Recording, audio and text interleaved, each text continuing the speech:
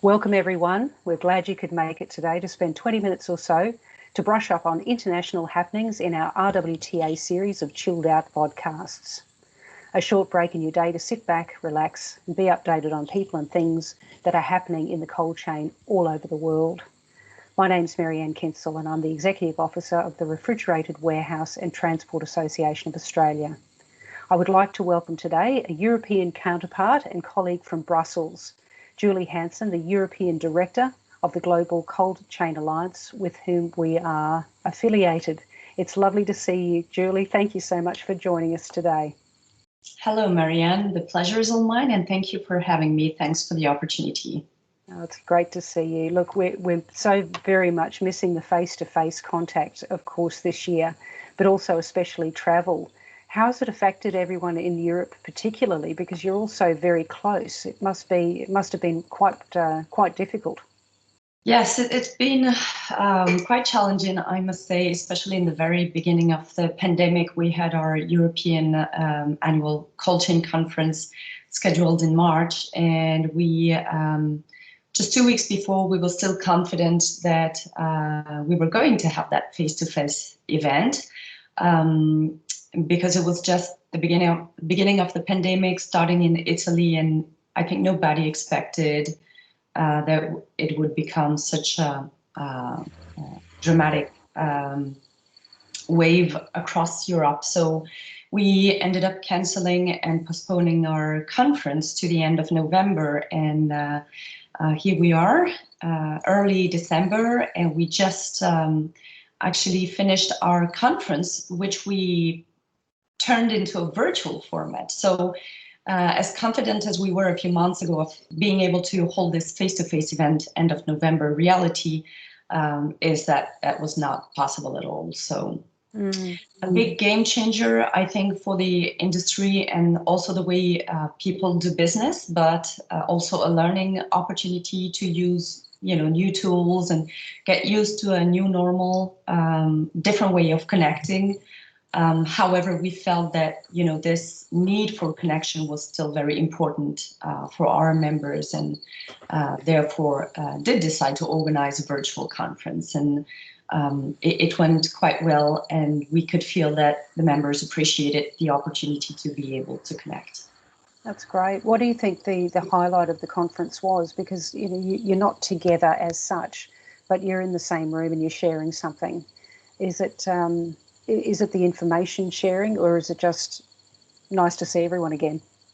Yeah, I think that the touch point was valuable, but definitely talking about the latest trends and challenges, innovations in the cold chain, what has come up in the industry, in the sector, the new breed of cold chain operators, how health and safety has become more critical than ever. Yes. As a result of this pandemic, and especially the way that business managers see it as an added value rather than as a burden for some. So very interesting indeed to see how that crisis has pushed the industry to evolve towards more transparency, more structure in a certain way, more focus onto labor and labor needs and the importance of labor as well, definitely. What's the most profound thing that you think has touched the European cold chain over the last 10 or so months? Meaning, were they able to keep up with demand? Were there shortages? You mentioned labour. What do you think was the most profound thing that had affected the cold chain? It was the big disruption in the beginning, but a great opportunity for the cold chain to demonstrate that it is actually an essential sector, playing an important role in people's everyday life, actually, which people were not necessarily aware of. And that was very critical for the public, I would say, to become aware of that. We know that labor is a big challenge, labor recruitment and retention in our industry. And that has really put the spotlight on our industry as one secure sector offering, job stability in times of crisis. For sure. So definitely an opportunity to look at for businesses to grasp and capitalize on for the future. Yeah, I agree with you. You know, when you're going through the different companies in Europe, and you'll find that what one company says, you'll go into the next company, and it's the same problems, the same issues, the same things that are happening. As a point of contact here, I was grinning before you probably saw me. Everyone I've spoken to anywhere in the world to date, all of them have said, we've been recognised as an essential service. We're finally being seen because, of course, we sit in between the retailers whom everybody know and the agricultural, the paddock people, as we like to call them. But we're sort of sitting in the middle as invisibles. But it's been recognised as an essential service. We're important. And the labour hire behind that, the truck drivers, the people that do the quiet work behind the scenes have been seen as really important. So that's a really good point that I think all of us worldwide have shared for sure. There's been talk in the last couple of weeks of a vaccine becoming available.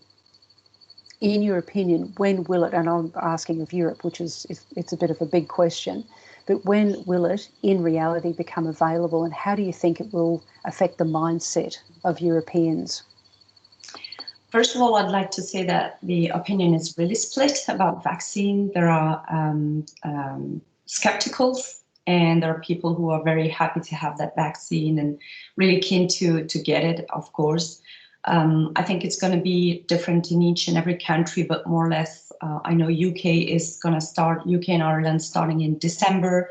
Belgium, we're going to start in January, February, in different steps, starting with the senior homes, medical staff, and the citizens will come next. So I do not expect that citizens may be able to get the vaccine until March, maybe April. So it's very hard to tell how that will impact the pandemic in time.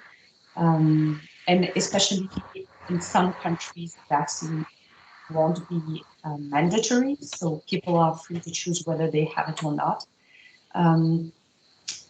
So yes, hopefully that will help. Definitely. All across our fingers. Yeah, absolutely. Is there going? We've had talk over here that if you want to do any international travel, that you must have a vaccine. Is that the same in Europe? There has nothing been announced yet, at least that I've heard of in Belgium or from other countries yet. It's been, talked about as a possibility, but nothing confirmed. Yes. Okay. And a last question for you. Cold chain Europe, is it growing? Is it flourishing? Is it? It's been under a heck of a strain for sure. But do you feel that the cold chain within Europe is a growing, flourishing industry and sector at the present time? Yeah, it's definitely growing as production keeps on going on and increasing, intensifying quite significantly. Huge amount of exports going out to other regions. And that has actually become a problem for logistics because our logistics operators' customers focus mostly on increasing production, but they don't necessarily think about the logistics behind. So we see that occupancy is quite high. And at the same time, our members continue to receive requests for additional space. So we only see that as a growing market. There are new constructions going on across Europe, and the pandemic has not stopped consolidation either. So it's definitely growing. It's an interesting sector for investors as well. So I do not see that the cold chain will decrease in Europe. That's excellent news, and that's always, of course, exactly what we're wanting to hear, of course. Julie, it's been a pleasure speaking with you today, and we appreciate very much you having made the time to update us on what's happening on the continent, and thank you so much for joining us. My pleasure, Marianne. Thank you again for this opportunity, and I think in these times it's never been as important to share, information and knowledge. Absolutely. And look, for everyone who's taken the time out of their day to watch, we trust that you've gained some insight from Julie into what's happening in Europe. And of course, we hope that you will join us again next time on Chilled Out. Thanks, everyone. Bye. Thank you. Bye.